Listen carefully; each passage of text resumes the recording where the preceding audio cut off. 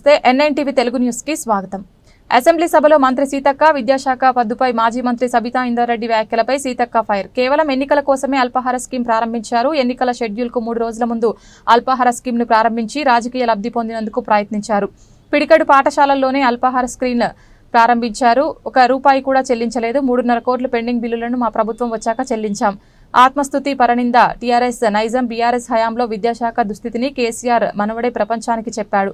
ముక్కు మూసుకొని గౌలిదొడ్డి పాఠశాలను సందర్శించి ఇలాంటి పాఠశాలలను చూడలేదని ఆవేదన వ్యక్తం చేశాడు।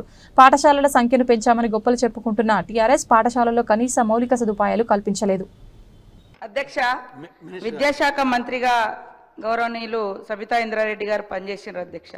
వారి 5 సంవత్సరాల కాలంలో కానీ లాస్ట్ 5 ఇయర్స్లో కానీ అంతకుముందు టీఆర్ఎస్ వచ్చి 5 ఇయర్స్లో కానీ 10 ఇయర్స్లో ఎప్పుడు కూడా మరి బ్రేక్ఫాస్ట్ పెట్టాలనే ఆలోచన రాలేదు అధ్యక్ష। 10 సంవత్సరాలలో వాళ్ళు బ్రేక్ఫాస్ట్ ఎప్పుడు మొదలుపెట్టిరంటే అక్టోబర్ 6వ తారీఖు నాడు మొదలుపెట్టిరు అధ్యక్ష।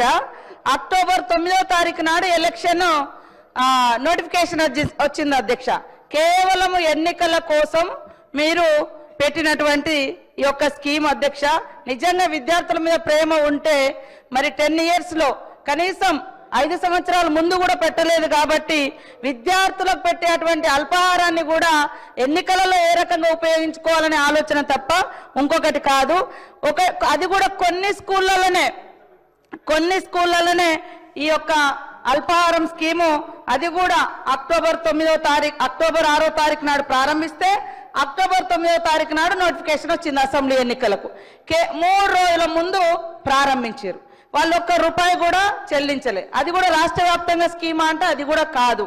ఆ 3.5 కోట్లు కూడా బిల్స్ పెండింగ్ ఉంటే మన ప్రభుత్వం వచ్చిన తర్వాతనే క్లియర్ చేయడం జరిగింది అధ్యక్ష। ఇంకొకటి ఎంతసేపు టీఆర్ఎస్ వాళ్ళకు బాగా అలవాటు ఆత్మస్థుతి పరనింద। మేము చాలా గొప్పగా చేసినాం, చాలా గొప్పగా చేసినాం। 10 ఏళ్ళు మీరు ఏం చేసిరో విద్యార్థులకు తెలుసు, టీచర్స్కి తెలుసు, పిల్లలకు తెలుసు, తల్లిదండ్రులకు తెలుసు।